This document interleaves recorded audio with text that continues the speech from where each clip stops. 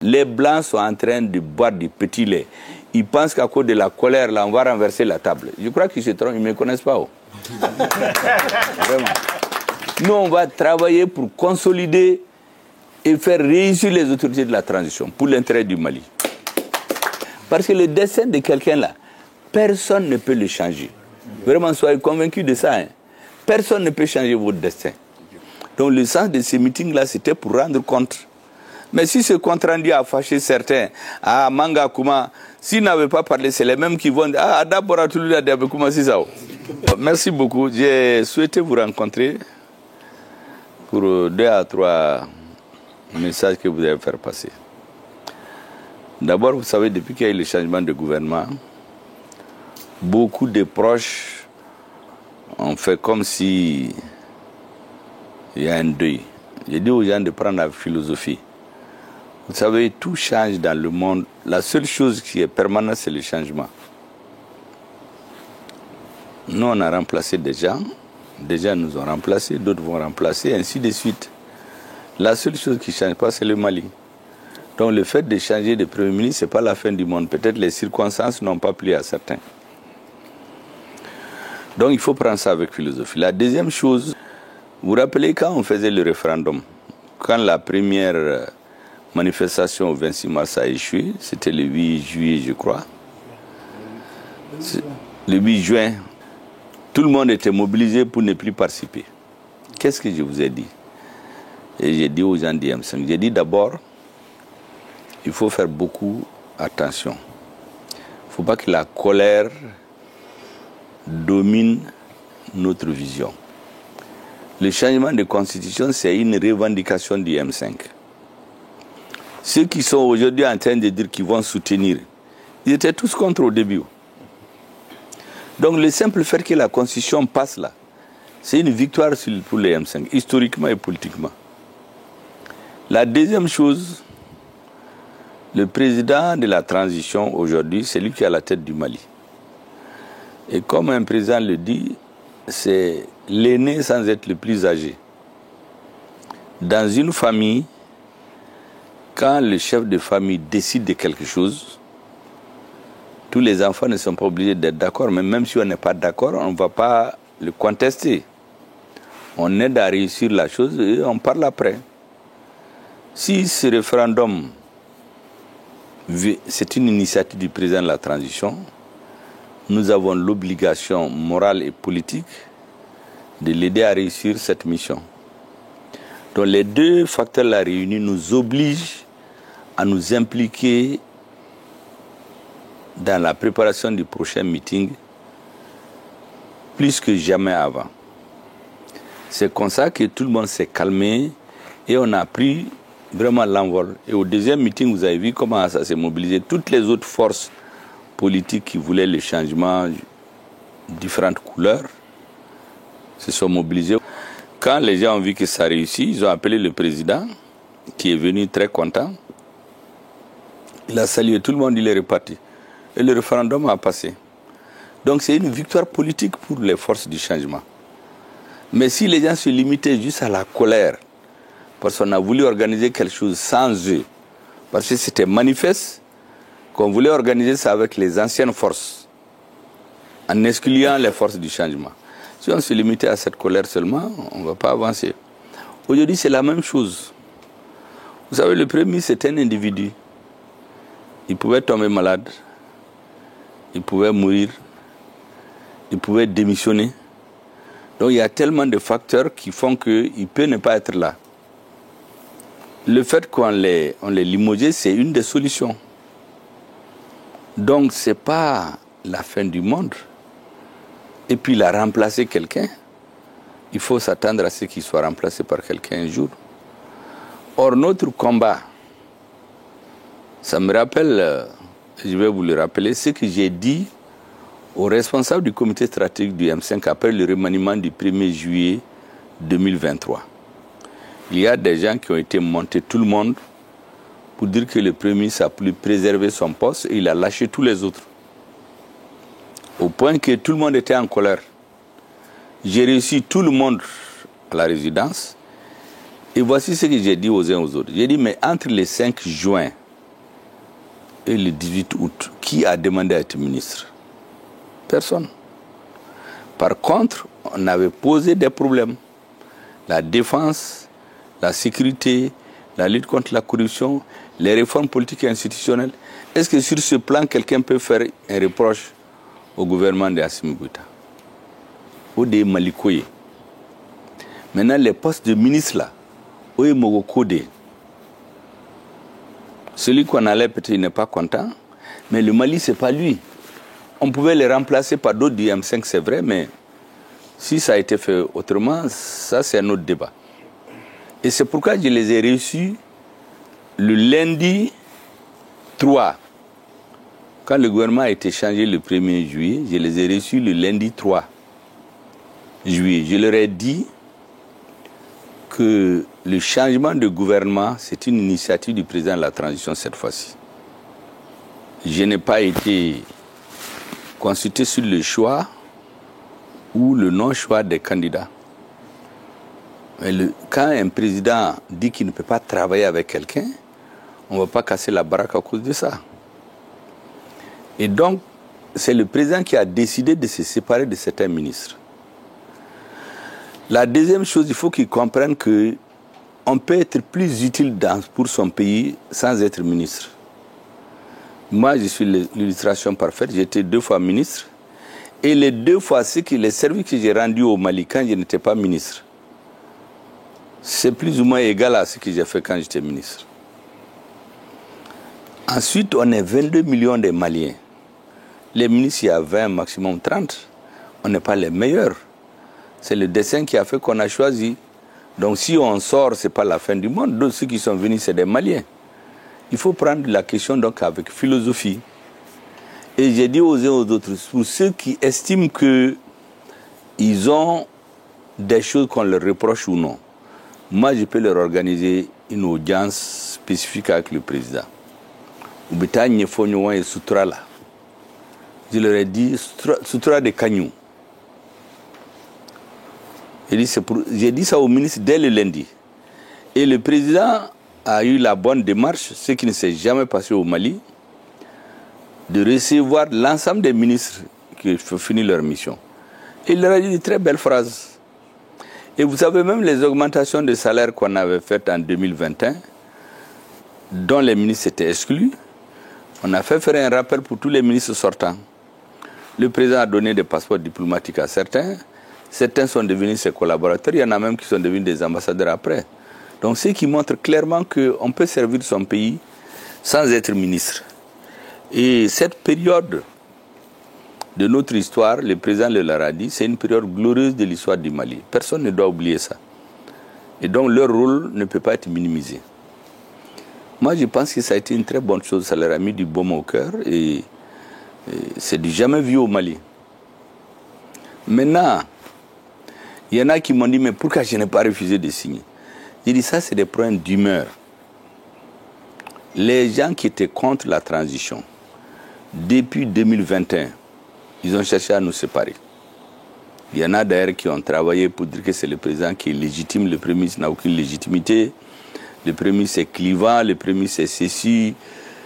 J'ai dit, ils ont fait 2-3 ans à se battre pour me séparer d'avec le président. Ils n'ont pas réussi. Si j'avais refusé de signer ce décret-là le même jour, j'allais rentrer en conflit avec le président. Donc ça veut dire que je vais donner aux adversaires de la transition, sur un plateau d'argent, ce qu'ils n'ont pas pu avoir en 2 ans de lutte. Donc j'ai regardé l'avenir, c'est pour cela que j'ai signé le papier. Maintenant, ils m'ont dit, là-bas, il y a 2 qui ont intervenu, que est-ce que les militaires n'ont pas un agenda caché pour m'isoler? Je leur ai dit que moi, je ne rentre pas dans ce débat-là. L'agenda des hommes est toujours différent de l'agenda de Dieu. Personne ne sait comment demain sera fait. Il y a 3 ou 4 ans, personne ne pensait que le président allait être ici. Personne ne pensait que j'allais être ici comme Premier ministre. Donc je ne rentre pas dans ça. Moi, je règle les problèmes de l'heure. L'avenir, là, seul Dieu le connaît. C'est ce que je leur dis comme réponse. Il y en a qui ont dit qu'ils avaient des projets d'amener des bailleurs de fonds au Mali. Ils n'ont pas été soutenus par les militaires et j'ai laissé passer. Je leur ai dit non. D'abord, il y a une nouvelle doctrine au Mali. c'est que lorsqu'un partenaire extérieur veut aider le Mali, les portes d'entrée, c'est le ministère des Affaires étrangères et le ministère des Finances. J'ai dit donc au monsieur en question, membre du comité stratégique du M5, il n'est ni ministre des Finances, ni ministre des Affaires étrangères. Donc s'il a des contacts qui les mettent en relation avec le ministre des Affaires étrangères, celui des Finances, et puis il se retire, que chacun fasse son travail. Mais lui, à quel titre lui il va aller se promener dans les pays pour dire qu'il cherche de l'argent pour le Mali? Et puis maintenant, la personne ne donne son argent comme ça. Il dit la deuxième chose, il y a un pays qui a voulu nous approcher, soit disant qu'il va nous aider. Je t'ai dit de te méfier de ces pays-là. Le CSP, là, c'est ce pays-là, c'est dans ce pays que ça a été créé. Et les services de renseignement de ce pays n'ont aucun droit de travailler avec un membre. S'ils viennent vous voir, mettez-les en contact avec le directeur des services de renseignement au Mali et puis vous retirez. Sinon, si on fait le contraire, ça veut dire qu'ils veulent recruter dans notre gouvernement un agent qui veut le manipuler. Moi, je ne suis pas venu pour ça. Chacun fait son travail. Le renseignement n'est pas notre travail. Il y a quelqu'un qui s'occupe de ça au niveau de l'État. C'est comme ça qu'on a clos le débat. Et je leur ai dit ceci, que dès que j'avais été nommé Premier ministre, j'avais demandé à tout le monde que pour la fin de la transition, ça doit être d'accord parti avec les militaires. Parce que pour venir débuter la transition, on a commencé ensemble. On s'est rencontrés, on a discuté. Donc pour l'avenir aussi, il faut qu'on discute. Quelqu'un ne peut pas se lever comme ça pour dire que moi je suis candidat ou je ne suis pas candidat. Alors qu'il y a des gens, je les connais, qui ont commencé à faire campagne. Ce n'est pas leur droit. Quant aux militaires, j'ai demandé pendant 2 ans, ça je l'ai dit publiquement au président, qu'on essaie de voir comment la fin de la transition va se dessiner pour qu'on présente un espoir au Mali, un peu plus vite d'espoir. Et je suis dans cette attente-là. Donc il ne faut pas les bousculer. Je dis ça pourquoi? Parce que pour moi, tant que les militaires continuent à se battre au nord, donner leur vie pour recouvrir l'intégrité de notre pays, il fallait s'interdire les débats politiques à Bamako. Ça, c'est ma philosophie du début jusqu'à aujourd'hui. Je suis là-dessus jusqu'à aujourd'hui. Parce qu'on n'avait même pas de pays. L'armée est venue nous restituer notre pays. On ne peut pas venir brouiller les messages politiques avec des querelles à Bamako.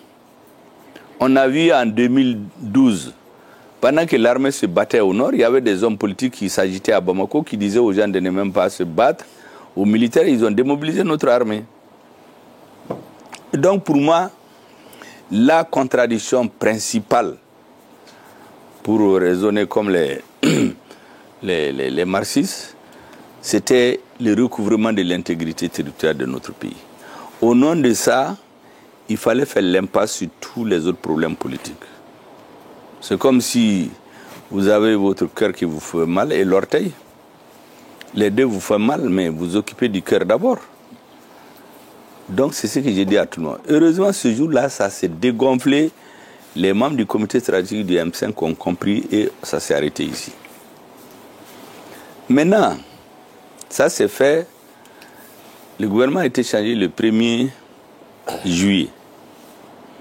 Le 4 juillet, vous savez ce qui s'est passé au sein du gouvernement. Le premier, ça a été défié publiquement. Là aussi, des collaborateurs sont venus, qu'il faut aller en parler, je leur ai dit non. Ça, c'est des épiphénomènes par rapport à ce que nous visons. Recouvrer d'abord l'intégrité de notre pays. Maintenant, je dis tout ça, c'est pour que vous compreniez un peu comment est-ce que moi je raisonne sur les problèmes politiques.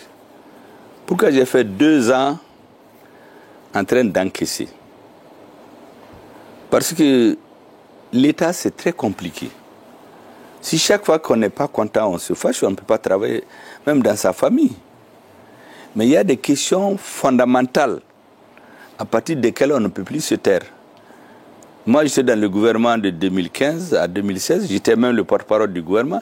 Quand on signait l'accord d'Alger, on avait tous cru que ça pouvait nous arranger. Mais lorsque j'ai eu les preuves qu'on est allé manigancer quelque chose, certains ministres avec le Premier ministre, manigancer quelque chose en dehors du Mali, pour aller le vendre à la communauté internationale. Mais c'est publiquement que j'ai dit que je ne suis pas d'accord. Vous pouvez demander au ministre, je l'ai dit au président, que ce que les rebelles n'ont pas eu dans la guerre, dans les négociations, on est en train de leur donner sous la table. Et j'ai quitté. Ce jour-là, on pouvait claquer la porte et partir, mais moi, ce n'est pas ma vision des choses. Vous savez, j'ai toujours dit aux gens que souvent les démissions, c'est un manque de courage. Il faut affronter les difficultés et les résoudre. Et il y a un ancien qui m'a dit ce jour-là, quand j'ai rendu compte à mon parti, il m'a dit, il ne faut pas démissionner. Si ce que tu nous as dit là, tu leur as dit, eh bien, ils vont te sortir. Il a dit ça samedi. Le mercredi suivant, il n'y a pas eu de conseil des ministres. Après, on m'a sorti.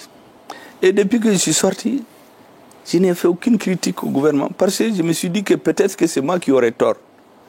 Mais au bout des 4 ans, quand les élections ont commencé, il fallait bien que j'explique aux Maliens pourquoi je vais me présenter. Vous savez, le gouvernement, je l'ai dit dans le meeting, ça fait 2 ans que je demande qu'on s'assoie pour voir qu'est-ce qu'on va faire. Comme on a fait le 24 mai, on s'était assis pour voir ce qu'on va faire. La preuve, c'est que l'architecture du gouvernement, là, les titres des ministères, là, c'est ce que nous avons donné. Ça n'a pas changé même aujourd'hui. Mais ça n'a pas été possible. Pour les raisons que chacun comprend à sa manière. Maintenant, le gouvernement a changé. Certains disent, mais pourquoi il a parlé? Mais si je n'avais pas parlé, même vous, certains d'entre vous allez dire, Ada Boratulula de Abena Kumao. Ce que j'ai dit aussi, j'ai bien dit que je n'ai dit que 10%. Parce que dans un état là, il n'y a pas de. Donc j'ai juste tiré sur la sonnette d'alarme. Par exemple, tous les Maliens sont surpris qu'on crée clandestinement 10 partis et 100 partis, alors que les assises ont dit de ramener les partis à 2 à 5. Alors qu'on est en train d'appliquer les résolutions des assises. Mais qu'est-ce qu'il y a de mal dans ça? Si quelqu'un se sent mal, c'est qu'il sait qu'il ne devait pas le faire. Moi, j'aurais voulu que quelqu'un sorte pour dire que c'est faux. Personne ne peut le dire parce que nous, on a la liste, j'ai la liste complète des partis. Quand ils ont été créés, les chefs de parti, leurs téléphones, leurs sièges, tout. Donc personne ne peut le démentir. Des deux. La deuxième chose, j'ai dit que j'ai demandé qu'on parle des élections. Moi, je n'ai jamais demandé qu'on fasse les élections tout de suite. J'étais l'un de dire que les élections, on devait les reporter, mais il faut qu'on dise aux Maliens de combien de temps on les reporte. De 1 an, de 2 ans, de combien de temps. Mais on ne peut pas être dans la nature comme ça, sans situation. La preuve, c'est que quand c'était chaud, en 2022, on a signé un décret pour fixer la date. Une fois que cette date arrive, on s'assoit, on dit, bon, on ne peut pas tenir les élections. Et moi, je sais qu'on ne pouvait pas les tenir en ce moment, mais on reporte de combien? Mais je n'ai pas dit de faire les élections tout de suite. On est allé interpréter mes propos. Ça, c'est de la malveillance. Donc, toutes ces questions-là, comme je dis, ce n'est que les questions qu'on ne pouvait pas laisser passer. Maintenant, le reste, là, c'est faux. Maintenant, le gouvernement a changé. Certains sont sous l'effet de la colère. Vous avez les Africains, là, chaque fois qu'on veut nous diviser, c'est de notre colère, quoi. Chaque fois que quelqu'un sort du gouvernement, il se fâche, il est contre le gouvernement, le Premier ministre sort. Mais le Mali est au-dessus de nous tous. C'est pourquoi j'ai dit aux uns et aux autres, la transition là, si elle est réussie, c'est le succès des Maliens. Parce que c'est le nom du Mali qui est annoncé partout. Et les anciens panafricanistes, c'est après leur mort qu'on parle d'eux. Mais sous la transition, on parle du président Goïta, on parle du Mali, on parle du Premier ministre, mais celui qui ne se satisfait pas de ça, c'est qu'il a autre chose en tête. Donc le Mali doit être au-dessus de tout. Le fait de changer de Premier ministre, là, c'est un processus naturel, physiquement. C'est normal. Donc il ne faudrait pas que ça amène les gens à baisser les bras, à continuer à se battre pour que le Mali avance. L'équipe qui est là, elle va faire son temps. Une autre équipe va venir. Je ne sais pas comment ils comptent faire. Une autre équipe va venir. Mais la seule chose qui ne va jamais changer là, c'est le Mali. Et si nous, on se met sous l'effet de la colère, à travailler avec ceux qui, en secret, cherchent l'échec de la transition, si ça échoue dans quelques années, mais les premiers qui auront honte, c'est nous. Mais si ça réussit, on ne peut pas nous dissocier de cela. Et il ne faut pas faire comme en Afrique, on dit, que chez les Africains, tout ce qu'ils commencent là, ils ne terminent pas. Et j'ai dit, le problème des Africains, c'est qu'il y a dans la vie même, il y a ce qu'on appelle les contradictions. Même l'homme, vous tombez malade, vous tombez par terre, vous vous levez, vous avancez. Mais en Afrique, le problème qu'on a, c'est que dès qu'il y a des contradictions, au lieu de s'asseoir, les discuter pour trouver la solution, on les transforme en antagonisme pour se détruire. Il ne faut pas qu'on rentre dans ce jeu. Même si on nous pousse là-dedans, il faut refuser. Vous savez, j'ai l'habitude de donner un pays africain en exemple ici. C'est la même chose. C'est des civils qui se sont levés pour demander la démocratie. On a renvoyé le président et on a finalement amené un groupe de militaires plus des civils. Après, les mêmes schémas qu'ici, des civils sont rentrés. Ils laissaient les civils, il faut gouverner seuls les militaires. Ils ont pris le pouvoir seuls. Après, et aujourd'hui, ce pays est détruit. Même aujourd'hui, j'ai écouté des gens qui avaient participé aux manifestations de 2019 pour changer de président, qui disent qu'ils regrettent. Parce qu'ils n'ont plus de pays. Ils ont tous fui, d'autres sont morts. Donc ça a servi à quoi cette démocratie-là? Donc ça doit servir de leçon aux Maliens. Nous devons tout faire, quelle que soit la personne qui est aux commandes, de l'aider à réussir. Maintenant, chacun a son tempérament. En tout cas, il ne faut rien faire pour déstabiliser un pouvoir qui est là pour la transition. Surtout que moi, j'ai écouté l'autre jour les nouvelles priorités que le président a données au nouveau gouvernement. Mais c'est les mêmes priorités que dans le PAG quand nous étions Premier ministre. La sécurité, les réformes politiques et institutionnelles, l'organisation des élections et l'impact de stabilité. Bon, qu'est-ce qu'on cherche de plus? Donc le reste, Mogoko de haut. Or, moi, je ne suis pas dans les problèmes de personne. Parce que le travail bien fait là, ça va toujours revenir. Dans combien d'années, personne ne sait. Et quand vous regardez le Mali, souvent les échecs du Mali, c'est dû au fait que ceux qui ont commencé les choses à un moment donné n'ont pas compris. La colère a dominé sur eux. Si vous voyez la Première République, à partir de 62-63, beaucoup de ceux qui ont lutté pour amener le régime, ils ont été mis à l'écart. La Deuxième République, on a vécu la même situation. Les hommes forts, ceux qui donnent la voix portée, des ambassadeurs dans des grands pays, se sont trouvés des gens en fait qui étaient contre le régime. On a vécu sous ATT. Moi, j'étais dans l'équipe de campagne de ATT en 2007. Dès qu'il a passé aux élections, des gens sont venus faire croire que les partis ne valent rien, c'est le président que la population aime. C'est les mêmes messages qu'on donne à tout le monde. On a renvoyé tous les partis qui comptent. On a mis plus de 5 à 6 généraux dans le gouvernement. J'ai dit, mais même si le président a fait un coup d'État, il n'allait pas faire autant. Mais après, quand il a eu les difficultés, tous ces généraux ont disparu. Les politiques se sont mis à le déstabiliser. Moi, je me rappelle un parti qui était avec nous tout le temps et venu nous dire d'aller demander qu'il démissionne. Mais on lui a dit qu'on est avec ATT depuis combien d'années? Comment on va lui dire de démissionner? Il est tombé comme ça. On est venu à Ibeka. Ibeka, on a voté pour lui, mais c'est d'autres individus qui gouvernaient. Son parti ne gouvernait pas. Les acteurs politiques qui l'ont porté au pouvoir, c'est des individus qui sont venus dans le système, plus des proches à lui qui gouvernaient. Donc, dans un système où on ne peut pas demander des comptes, il faut qu'on rende compte. Moi, je suis venu parler l'autre jour aux gens, c'est pour les rendre compte. Parce que si, après 5 ans, les gens ne savent pas pourquoi je suis là, ça va apparaître comme de la trahison des objectifs.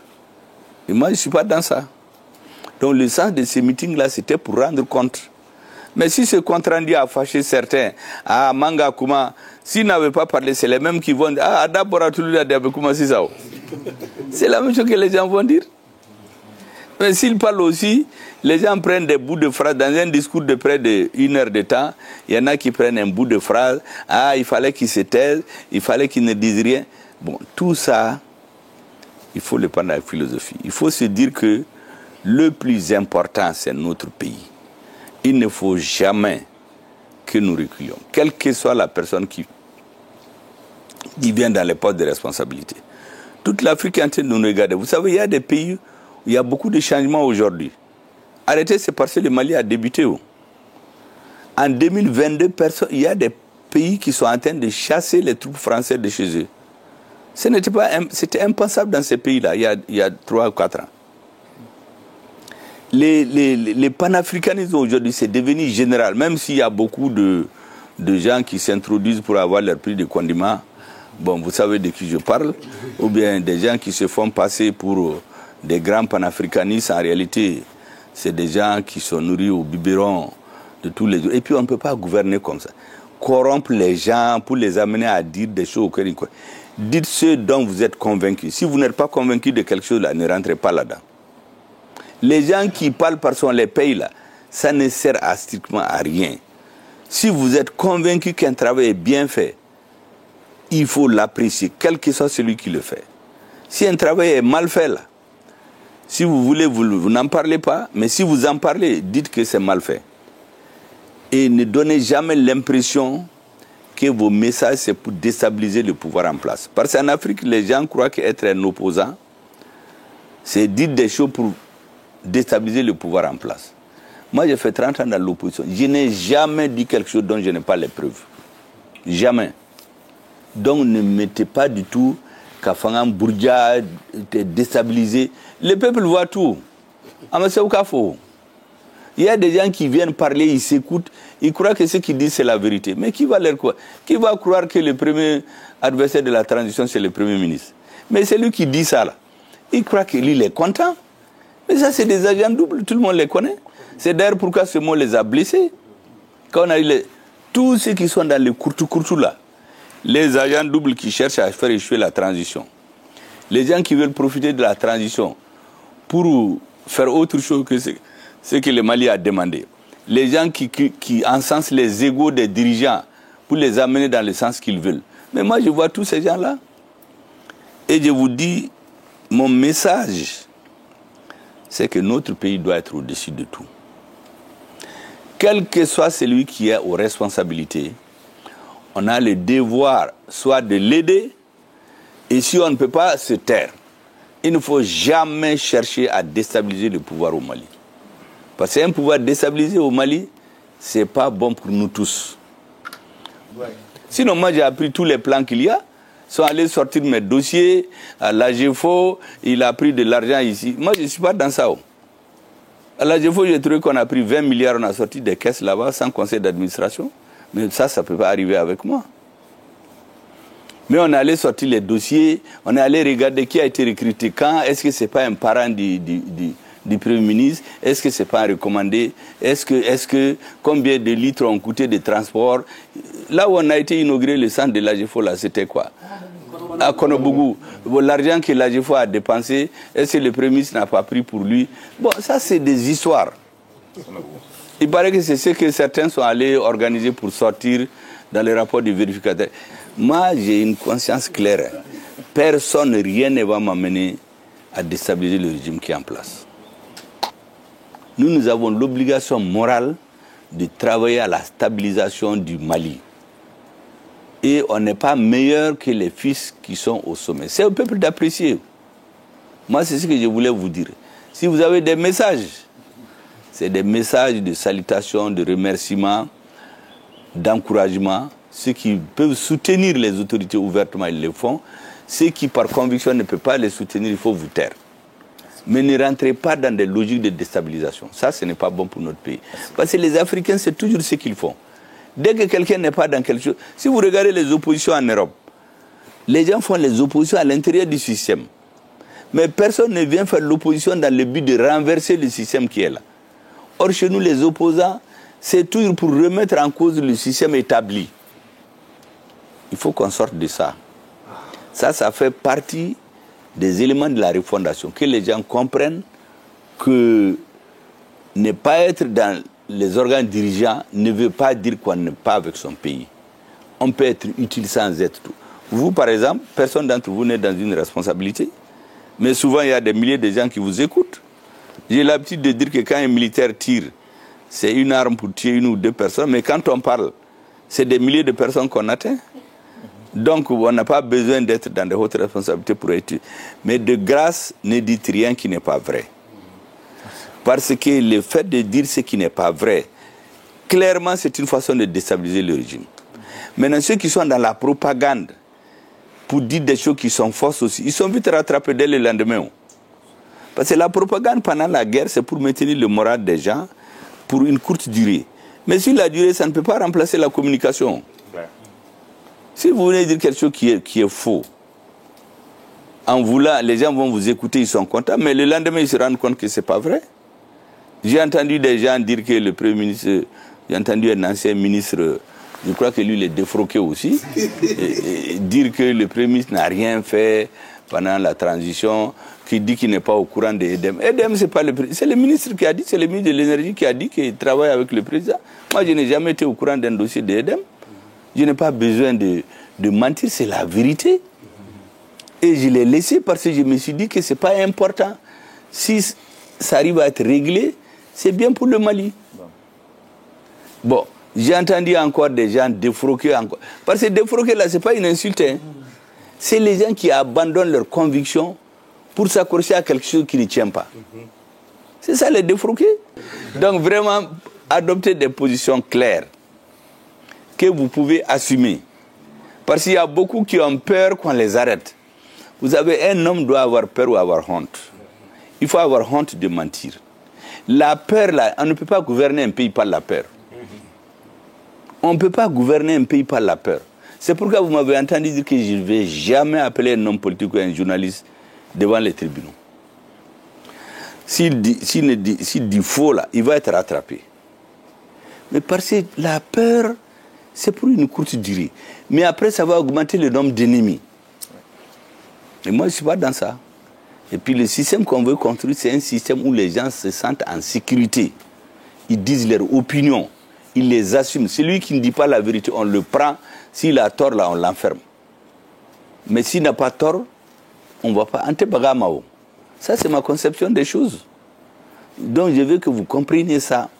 Un, aimez votre pays. Les militaires, là, personne ne doit faire quelque chose qui déstabilise notre armée. Personne n'a le droit de le faire.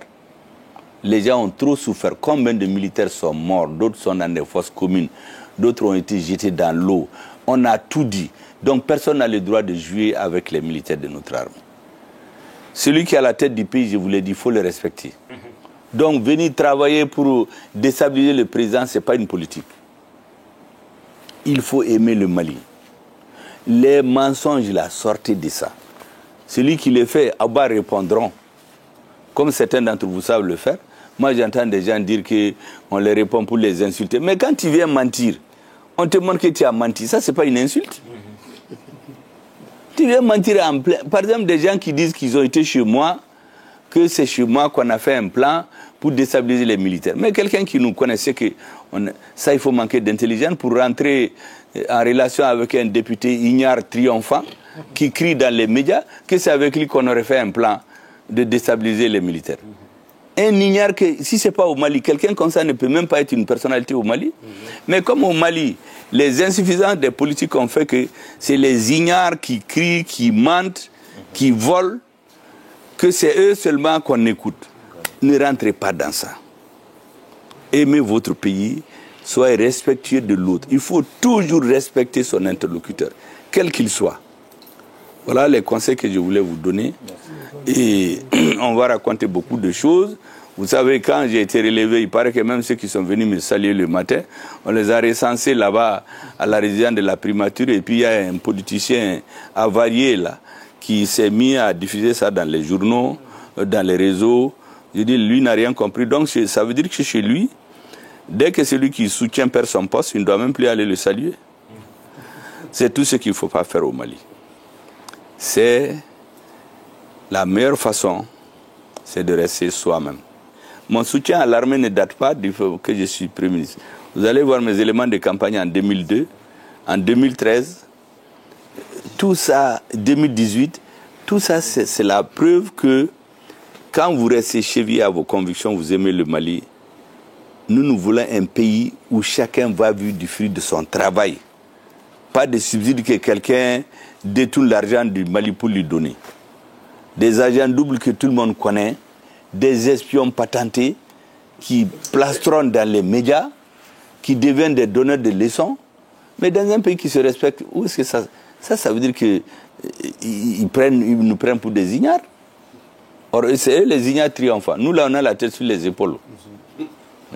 Les militaires, là, je vous assure, s'ils voulaient simplement leurs intérêts personnels, ils allaient se mettre sous la coupe de certains pays, d'un pays que vous connaissez. Et ils allaient avoir la paix. Il y a eu d'autres coups d'État ici, non? On n'a pas fait du bruit les concernant. On a fait le bruit concernant le Mali. Pourquoi? Parce que les militaires ont refusé d'aller sur leur coupe. Et si les militaires avaient accepté là, on n'allait pas libérer Kidal. Ça seulement, ça doit suffire pour les respecter. Ça seulement, ça doit... Moi, je l'ai dit aux gens, moi, je suis avec les militaires là, c'est pas parce que je suis Premier ministre. C'est parce que j'ai la conscience, je suis convaincu que sans eux là, ce que les gens préparaient, on n'allait pas prendre Kidal. Et tant qu'on n'a pas pris Kidal, on n'a pas de pays où. On était là, les gens sont cravatés, ils descendent des avions, mais rien, fouille. Il faut travailler pour l'histoire. Ne regardez pas juste ce qui est devant. Travaillez pour l'histoire. Je sais qu'on va dire beaucoup de choses sur vous. Dites ce dont vous êtes convaincus. Même mes collaborateurs savent. Je n'ai jamais appelé quelqu'un pour lui dire il faut dire ça, il faut dire ci, il faut dire ça. Parce qu'il y en a qui sont dans cette logique. Dès que vous allez parler, Premier ministre de Afouye, ce sont ces vidéomans. Vous pouvez témoigner. Il n'y a personne que j'ai appelé un jour pour dire il faut dire ça, il faut dire ça. Chacun s'assume. Parce qu'il faut respecter. Moi, je n'accepterai jamais que quelqu'un me manipule. Donc, je ne vais pas le faire à quelqu'un. Mais il y en a qui ne croient pas à ça.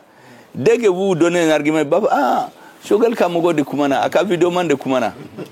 Un jour, il y a un militaire qui est venu me dire qu'il y a un ancien du M5 qui lui a dit que moi, j'ai une grande capacité de nuisance.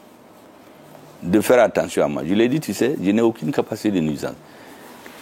C'est à quoi je tiens. C'est que les engagements de départ, je ne les trahis jamais. S'il y a des changements, on s'assoit, on les change. Mais si par le flanc, tu changes là, et de la Kachoro. Et les M5, dès que le régime est tombé, il y en a qui ne venaient plus aux réunions. La nuit, ils vont à Kati. Ils font tout. Moi, je ne suis jamais allé négocier dans l'ombre. En 2012, tous les hommes politiques sont allés à Kati pour négocier avec les Sanogo. Moi, je ne suis pas allé. Quand on a dit d'aller à Ouagadougou, tous les hommes politiques avec certains marabouts, là, ils se sont bousculés ici dans les avions de Blaise Compaoré. Moi, je ne suis pas parti. Au niveau de mon parti, ils ont dit d'aller. J'ai dit je ne pars pas parce que je ne suis pas d'accord qu'on ait discuté du sort du Mali dans un pays étranger. Ceci aussi, je ne connais personne d'entre eux. Il y a des farfelus là qui sont venus dire que c'est dans les cimetières qu'ils faisaient des réunions nocturnes pour préparer les coups d'État. Ça, c'est des iris, quoi. C'est ce qu'on appelle les iris en Pambara, quoi. Mais ils font ça pour se montrer important. Je ne connais aucun d'entre ces militaires-là. C'est les convictions. Je ne suis jamais là à Kati, en dehors des missions du M5. Mais il y en a qui ont commencé à aller la nuit. Et c'est en ce moment qu'ils ont su que Djadja, ce mouvement-là, où Benyogon fait M5, Djadja, il n'y a rien là-dedans. Même ceux qu'on pensait être à la tête, c'est un truc de chercheurs de place. C'est pour ça que certains sont convaincus qu'avec tout le monde cherche une place ou quelque chose. La conviction pour certains, ça n'existe pas. Or, je ne sais pas, en tout cas, en ce qui me concerne là, si je ne suis pas convaincu là, on ne va jamais aller ensemble. Mais si je suis convaincu là, le reste là va venir où ça ne vient pas. C'est la conviction qui compte. Aujourd'hui, c'est les hommes convaincus qui feront avancer le Mali. Pas ceux qui courent derrière des intérêts. Les intérêts là finissent, mais la conviction reste. Donc, serrer les rangs, appuyer la transition pour qu'elle avance, que les autres Africains ne soient pas déçus. Tous les menteurs qui sont rentrés dans ce jeu-là, ils seront mis à nu par l'histoire. Il y a même des gens qu'on a pris pour des grands panafricanistes. Je pense qu'ils sont discrédités, ils sont devenus avariés maintenant pour toujours. Même si on va essayer de les reconditionner, atteignez tout. Ça, c'est fini pour... Ils sont certains. Donc, ne soyez pas comme ça. Moi, ça fait 30 ans, je n'ai jamais trahi mes convictions. Si on n'est pas d'accord là, en Bessigné Bafieko, en Tébé, nous on était avec Ibeka comme ça. En 2003, quand on s'est séparés, je suis allé chez lui, il a dit que Anganyangombla. Je n'ai jamais trahi un président comme ça. Si on n'est pas d'accord, on dit on n'est pas ensemble. Abana. Mais courtou, que tromper les gens, les dribbler, jusqu'à se casser soi-même les pieds là. Parce que le destin de quelqu'un là, personne ne peut le changer. Vraiment, soyez convaincus de ça. Hein. Personne ne peut changer votre destin. Seul Dieu peut changer votre destin. Si vous restez comme ça là, on va vous respecter, que les gens veulent ou non. Il y a des gens qui peuvent vous haïr, mais ils vous respectent. Vous savez que Mandela a dit que quand vous voulez faire des grandes choses, il faut s'attendre à beaucoup de haine. Chaque fois que vous voulez faire des grandes choses, il y a des gens qui vont vous haïr à vie. Aujourd'hui, si tu dis que tu vas lutter contre la corruption, mais les gens qui ont détourné l'argent des hélicoptères et autres là, des avions, mais ils ne vont jamais t'aimer. C'est pourquoi tu entends dire, et puis il y en a qui répètent, ah, le Premier ministre a exclu les partis, il y a même les syndicalistes défroqués là qui sont allés le faire. Mais personne ne peut donner la preuve. La première fois on a invité les partis, c'est moi-même qui ai signé la lettre. Je n'ai même pas accepté que mon directeur de cabinet signe. Mais quand ils sont venus, ils m'ont dit que vous n'avez rien à faire ici, il faut faire les élections et partir. Moi j'ai dit qu'on ne va pas faire les élections, il faut réformer le pays. Depuis ce moment on s'est divisé. Quand on a préparé les assises, quand ils en ont fait une affaire de personne, je suis allé voir le président, comme le père de tout le monde, il a appelé toute la classe politique. C'est le ministre de la Refondation qui a lu un très bon discours ce jour-là. Le président a dit de faire l'union sacrée autour du Mali. Mais abattez-moi quand. Mais après, quand on est sorti, il y en a qui ont dit que eux, ça ne les intéresse plus, que c'était du cinéma et ils ne vont jamais aller aux assises. Mais on a tout archivé. Mais ceux qui ont parlé comme ça, leurs élus à la base ont tous été aux assises. On a le nombre de Maliens qui ont participé par région. Mais si aujourd'hui ils viennent dire que le Premier ministre les a exclus, jamais le Premier ministre n'exclut personne. Maintenant qu'on est sûr que c'est la voie des réformes qui sont nécessaires, tout le monde n'a qu'à venir, on va faire le Mali ensemble. Mais aller mentir que le Premier ministre a exclu les partis politiques qu'il a insultés, aucun parti n'a été insulté. Seulement ce que certains partis voulaient, j'ai refusé. Parce que le M5 et le peuple malien a dit non, il faut changer le pays. Si aujourd'hui on est d'accord, on se retrouve. C'est pourquoi je vous ai dit l'autre jour que quelle que soit ta position politique avant le 18 août, si vous êtes dans la dynamique du changement, venez, on se retrouve. Surtout qu'au Mali, là, vous entendez les gens dire « Ah, ni Modibo Mogode, ni Moussa Mogode, ni Ateteka Mogode, ni Ibeka Kam. » Mais qui n'a pas été les gens de Modibo ici? Qui n'a pas été avec Moussa Traoré ici? On s'est retrouvés ici aux élections présidentielles de 1992 avec deux anciens ministres de Moussa Traoré. La CMDT, chaque fois que c'était en difficulté, c'est des anciens directeurs ou ministres de Moussa Traoré qu'on appelle pour redresser. Donc, ce sont des histoires. Tout le monde a participé à tout. Mais à chaque moment, il y a des visions qui vont dans l'intérêt du Mali. Aujourd'hui, on a une phase où tous ceux qui veulent que le Mali continue sur la voie qui est constitutionnalisée aujourd'hui, défendre les intérêts stratégiques du Mali, respecter le Mali, nous laisser choisir avec qui on veut travailler, défendre nos intérêts. Tous ceux qui sont d'accord avec ça, mais il faut leur ouvrir la porte. Celui qui veut s'auto-sécuriser, ça c'est son problème. Vraiment, ce sont ces conseils que je voulais vous donner en vrague pour qu'il y ait une interprétation fouille kanakala. Fouille. Maintenant, il y en a qui ont peur. Pour transmettre cette peur-là aux gens, on invente des histoires. Nous sommes habitués aux épreuves. Moi, ça fait 50 ans que je fais la politique. La première fois, on m'a élu comme le secrétaire général de toutes les communautés du monde dans mon université. C'était en 1982.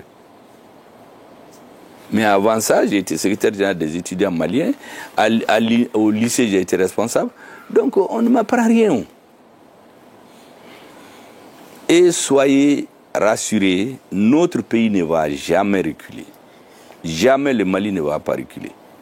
Je vous ai dit, toute personne, tout individu, tout groupe de personnes qui veut faire reculer le Mali, allez de Bétchourou, le Mali ne reculera jamais. Et se mettre au-dessus de la colère. Les Blancs sont en train de boire du petit lait. Ils pensent qu'à cause de la colère, là, on va renverser la table. Je crois qu'ils se trompent, ils ne me connaissent pas. Oh. Vraiment. Nous, on va travailler pour consolider et faire réussir les autorités de la transition pour l'intérêt du Mali. Voilà ce que je voulais vous dire. Et vraiment, merci d'être venus.